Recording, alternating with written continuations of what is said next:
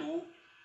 Restriction may be imposed on the freedom of speech and expression on the basis of public order, decency or morality. Under Article 19, Clause 4, restriction may be imposed on the freedom of association or union on the ground of public order or morality. The fundamental right to freedom of conscience and free profession, practice and propagation of religion under Article 25 and freedom to manage religious affairs under Article 26 are also subject to public order, morality and health. So, in Indian Contract Act also, under section 23, which is related with the lawful consideration and object, so it says that consideration or object of an agreement is lawful unless inter alia the court regards it as immoral or opposed to public policy.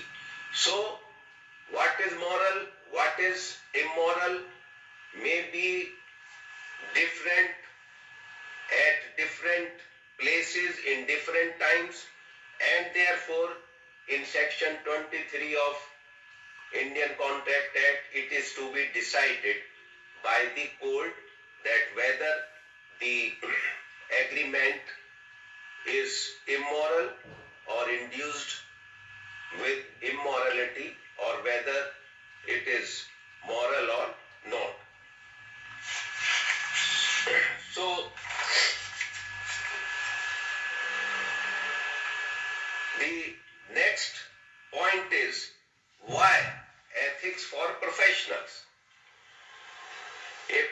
I just discussed that a professional is a person who is expert in or having skill in a particular subject of knowledge and gives advice or consultation to some other person who may not be and generally is not knowing the actual things about that particular matter. So, the person who is taking or seeking the advice depends fully on the professional, and there is fiduciary relation, means the relation of trust, like the relation of doctor and patient, the relation of parents and children, the relation of teacher and taught, the relation of guru and disciple, and the relation of lawyer and client. The client believes in the advice given by the lawyer in absolute terms. So, it is a relation of trust, or it is called fiduciary relation. But why there is necessity of ethics for professional? We do not have ethics for businessmen, for servant, for contractors, for anybody else. But we have ethics for professional. Because professional is an independent person. Professional does not work under the supervision or authority of any other person.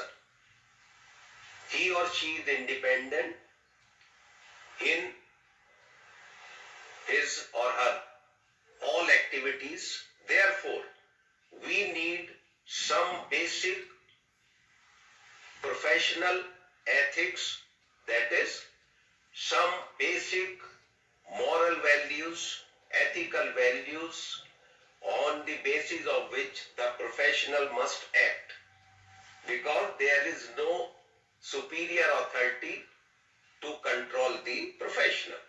In case of servant, there is master. In case of employee, there is employer.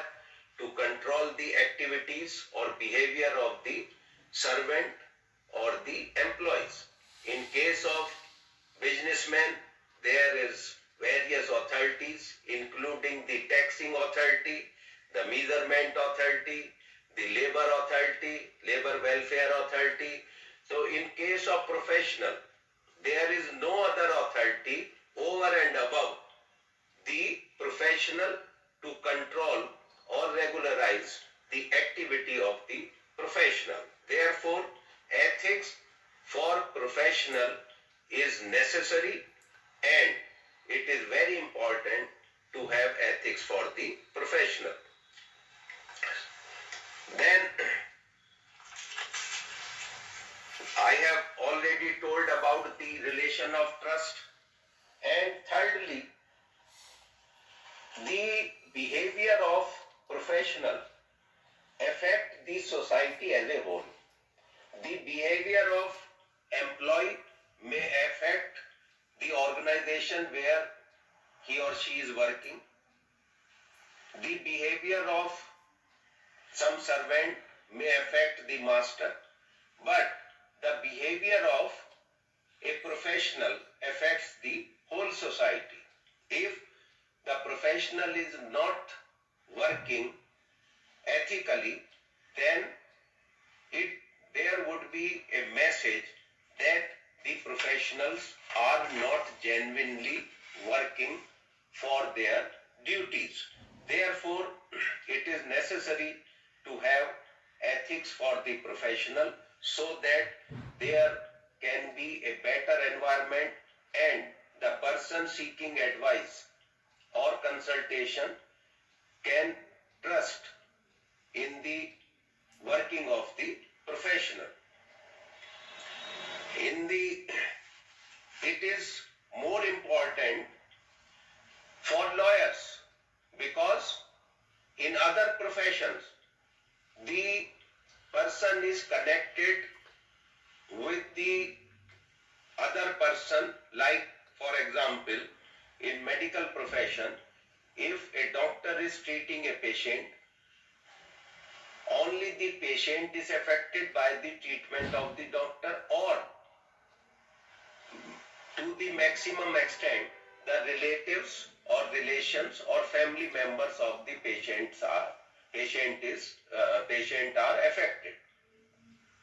In case of architects also, the person whose building is being designed by the architect is affected, the others are not affected. In case of chartered accountant, the person whose audit the chartered accountant is doing is affected, the others are not affected.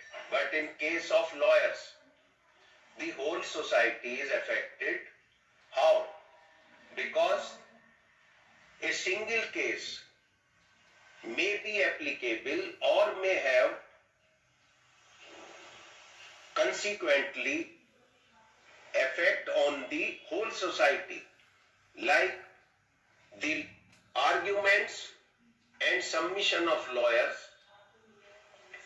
in cases dealing with the fundamental rights or human rights or humanitarian law are being considered by the Supreme Court of India and some high courts also, and that affected the whole society, like the wide expansion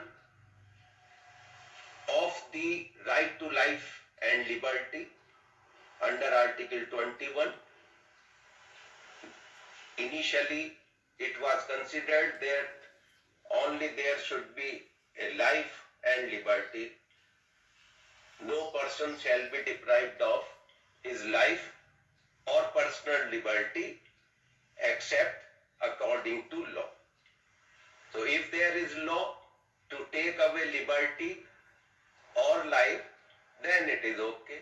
But the same has been expanded to the inclusion of even right to education, right to work, right to have proper livelihood, right to have dignified life, and very wide liberty. Recently, you have seen that in most of the cases, the higher court, high court and Supreme Court has condemned the cases where the person has been detained as anti-national in anti-national activities, which must have been covered under the right to freedom of speech or right to liberty. So the single case, like the cases on environmental protection, have affected the whole society, the whole country, like the cases relating to pollution, air pollution, water pollution, sound pollution. So lawyers are more important than other professional because a lawyer can affect the whole society through the cases being decided by the higher or highest court. Therefore, the Judge Jerome Frank from Modern Realism says law is what the lawyers practice. That because lawyers present the case before the court, the modern realism says that law is what the courts decide. But Judge Jerome Frank says that law is what the lawyers practice, because whatever the lawyers put before the court, the judges give their judgment or decision on the basis of those facts or arguments or evidences only. Judge cannot give any judgment on his or her own knowledge or own analysis. So, in administration of justice also it is important, the ethics is important, and therefore in our syllabi also we have professional ethics, accountability of lawyer and bar bench relation. The professional ethics includes accountability of lawyer also, because the ethical principles are based on moral values or moral behavior, etiquettes, manners, justice, equity, good conscience. Therefore, ultimately they result in the accountability of lawyer also. So, we have a specific accountability also, accountability of lawyer towards, not only towards the client or the person who has come to him for advice or consultation, but also towards the colleagues, toward the court, toward the society, and even towards himself, because he has to act in a manner which is ethical. And the third part of your syllabus is bar bench relation. The words used are very important. Bar means the group, collectively the lawyers are known as bar, and collectively the judges are known as bench. The bar and bench relation must be cordial. Why? Because bar and bench both work for the administration of justice and to provide justice to the seekers for that, and the responsibility or liability or accountability of lawyer is more than the judges, because lawyer is more important. Lawyer is more interested in justice than the judge, because he has assured his client that he would try his or her best to seek justice and to provide justice to the person who has come to him for that purpose. And especially, therefore, bar is used first, then bench, because basically it is the responsibility of the bar or the lawyers to maintain cordial relation or respectful relation with the bench or the judges, so that there should not be any confusion among the lawyers and the judges, and the ultimate beneficiary, the client and the society, can get justice from the angle of law as well as from the angle of natural law. Not only the substantive law, or which we call justice according to law, but justice according to the principle of natural justice also. So the bar bench relations are also very important for the profession, for the professionals, and for the persons who are seeking some guidance or some justice. Then I would like to tell something about excellence in legal profession. With these words, I end today's lecture. Thank you very much and all the best.